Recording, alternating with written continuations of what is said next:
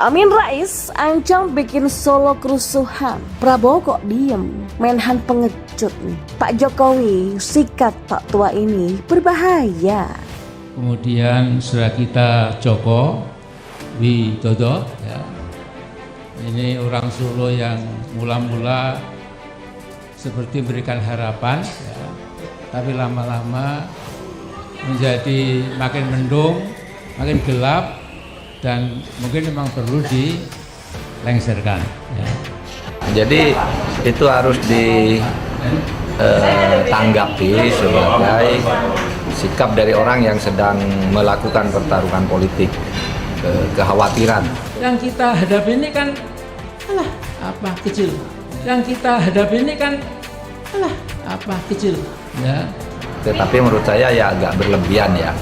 Karena pemikiran seperti itu berangkat dari kecurigaan saja. Jangan bilang, walaupun itu oleh seorang presiden, kalau memang brengsek dan busuk, ya mari kita lengserkan.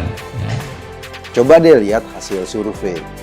80% bahkan 85% rakyat Indonesia itu puas terhadap kinerja Presiden Jokowi. Lantas yang mau people power siapa?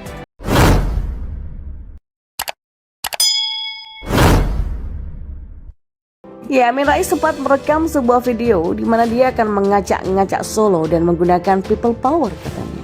Video viral tersebut mempertontonkan tokoh politik yang sudah sepuh dan sebentar lagi menghadap sang pencipta itu. Orang tidak punya rasa kebanggaan bahwa orang ini tidak punya rasa kebanggaan terhadap Indonesia karena kita tahu bahwa orang ini ya lulusan Amerika. Amin Rais ini sempat disebut-sebut sebagai tokoh reformasi, tapi buat saya dia cuma penunggang reformasi yang dilakukan dan digencarkan oleh para mahasiswa di tahun 1998 yang lalu sebagai puncaknya. Sebelum tahun 1998, para mahasiswa ini sudah bergerak secara sporadis dengan membangun mimbar-mimbar rakyat yang mengkritik kebijakan rezim Orde Baru yang tidak berpihak kepada masyarakat. Saat ini, kita mengetahui bahwa hasil dari reformasi itu adalah melahirkan pemimpin-pemimpin yang dipilih oleh rakyat secara bebas. Sedangkan keberadaan Amin Rais diketahui hanya pada tahun 1998, artinya dia hanya menunggangi reformasi yang sudah direncanakan secara matang-matang itu oleh para mahasiswa. Dan untuk saya, yang paling berperan penting di dalam reformasi adalah Partai Demokrasi Indonesia atau PDI di bawah naungan Ibu Megawati dan partai-partai kecil yang begitu mendukung pergerakan untuk menghancurkan Orde Baru. Tidak ada nama Amin Rais sama sekali.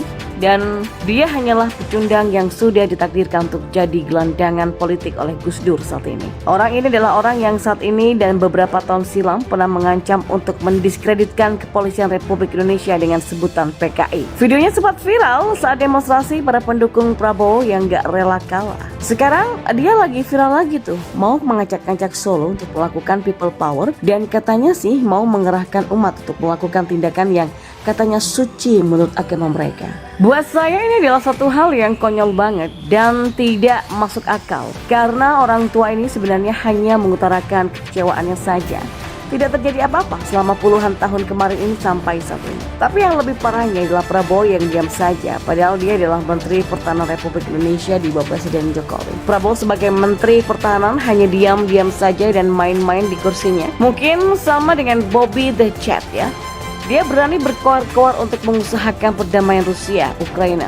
Tapi membela bangsanya sendiri dari separatis Amin Rais saja nggak berani. Padahal Amin Rais itu sudah jelas mengancam dengan mau buat kerusuhan di Solo. Orang kayak Prabowo kalau jadi pemimpin mah bahaya. Dia bisa menjual negara ini karena merasa punya hutang budi sama orang yang dianggap sebagai antek radikalisme perusak kesatuan dan persatuan NKRI seperti Amin Rais. Dulu waktu saya masih menjadi mahasiswa, sosok Amin Rais begitu berkarisma. Betapa tidak coba. Beliau bersama para mahasiswa pada masa penggulingan Soeharto berdiri paling depan. Pikir saya waktu itu beliau adalah sosok pemimpin masa depan yang akan membuat Indonesia bebas dari tirani kekuasaan terkait dengan KKN pada era itu. Tapi kenyataannya, kotoran tetaplah kotoran. Walau dibungkus dengan emas murni sekalipun. Hati dan pikiran Amin Rais tidak ubahnya seperti iblis yang akan menyerang siapa saja yang tidak sejalan dengan keinginannya. Bagi saya, Amin Rais adalah penumpang gelap yang sudah menunggangi gerakan reformasi dan sudah memakai mahasiswa sebagai tunggangannya. Ia bersyukur pada Tuhan bahwa ia tidak pernah ditakdirkan sebagai pemimpin negara kita. Meskipun syahwat politiknya menggebu-gebu, namun Tuhan tahu mana yang akan dipilih dan terpilih. Walau berlian di dalam lumpur pun dia tetap batu mulia. Sementara sampah di atas piring emas akan dibuang dan dilenyapkan. Ya begitulah gambaran sosok Amin Rais di peta politikan di negara ini. Belum lama ini, Amin Rais berulah lagi loh. Ketua Majelis Syuro Partai Watt ini membandingkan kepemimpinan di rezim Soeharto dan Jokowi. Dalam pernyataannya, ia menganggap rezim Soeharto katanya jauh lebih baik ketimbang rezim Presiden Jokowi. Bahkan Amin mengaku bahwa rezim Jokowi sangat menakutkan, yang ia ibaratkan dengan kaki serta tangan yang dipotong. Amin Rais juga mengungkapkan akan kekhawatiran terhadap demokrasi yang kemungkinan dipotong pelan-pelan oleh rezim Jokowi. Ia mencontohkan DPD, DPR, dan MPR yang takluk di masa rezim Jokowi,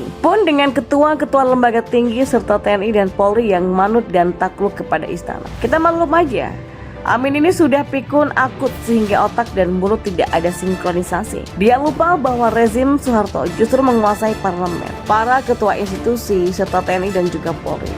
Rezim Soeharto merupakan kekuasaan absolut yang siapa saja nggak boleh mengkritisi kekuasaannya. Semua orang harus tunduk dengan kekuasaan Soeharto. Itu rezim Soeharto. Bayangkan jika Amin Rais bicara seperti ini di rezim Soeharto. Apakah mungkin Amin masih hidup dengan segala nyinyirannya itu? Mungkin hanya tinggal nama beserta tulang belulang yang berserakan di tengah hutan. Kebodohan dan kebencian yang sudah mendarah daging terhadap Jokowi sudah nggak bisa lagi diobati. Dalam pandangan saya, Amin Rais mengibaratkan rezim Jokowi potong kaki dan tangan adalah pernyataan yang menyesatkan. Framing yang dibuat seolah-olah Jokowi merupakan presiden yang bertangan besi, sehingga semua harus manut dan tunduk akan kekuasaannya. Amin lupa jika kita flashback pada pemerintahan rezim Orde Baru, yang mana anggota DPR, MPR dalam sidang tidak pernah melakukan opsi keberatan ataupun tanya jawab. Di zaman itu tak ada anggota DPR yang berani melakukan walk out. Semua anggota dewan punya satu suara dengan kata setuju yang harus sesuai dengan perintah dan amanat sang presiden Soeharto. Jujur saja, saya prihatin dengan keadaan Amin Rais yang sekarang. Post power syndrome yang masih melekat di pikiran membuat dirinya dipenuhi dengan kebencian. Nafsu berkuasa dengan kebencian. Nafsu berkuasa dalam karir politik yang tak pernah tercapai menjadikan dirinya seorang gelandangan politik yang mentok menjadi mantan ketua MPR saja. Untuk itulah ia menjadi seorang yang insecure terhadap orang lain yang berhasil membuat negeri ini menjadi lebih baik. Omongan Amin Rais itu memang selalu dibuat provokatif. Jangan bilang, walaupun itu oleh seorang presiden, kalau memang brengsek dan busuk, ya mari kita lengserkan. Jangan menekan dengan cara menakut-nakuti rakyat, nakut-nakuti pemerintah. Semua itu ada mekanismenya, ada undang-undangnya, ada aturan hukumnya. Dari awal kan kayak Pak Amin Rais, ngomongnya kayak comberan. Hari-hari maki orang, hari-hari menyebutkan tidak ada baiknya Jokowi, tidak ada baiknya pemerintah. Amin Rais sedang membangun politik identitas berbasis agama, sentimen agama dikeluarkan kembali untuk menyerang presiden, menyerang pemerintah yang sah. Mohon maaf, saya tidak tahu ada apa dalam otak Amin Rais. Amin Rais itu adalah orang yang saya kira cukup jadi idola 2004. Setiap omongannya jadi fatwa. Tapi karena belakangan dia nyinyir, nggak jelas, statement-statementnya nggak terukur, orang jadi antipati. Bahkan terakhir ini sudah jadi provokator juga ya. Nah itu dia. Mereka yang berteriak-teriak people power itu adalah orang-orang yang sudah sering disebut sebagai kelompok barisan sakit hati. Dulu ketika menjelang Pilpres 2019, Amin Rais menyebut soal partai setan dan partai Allah.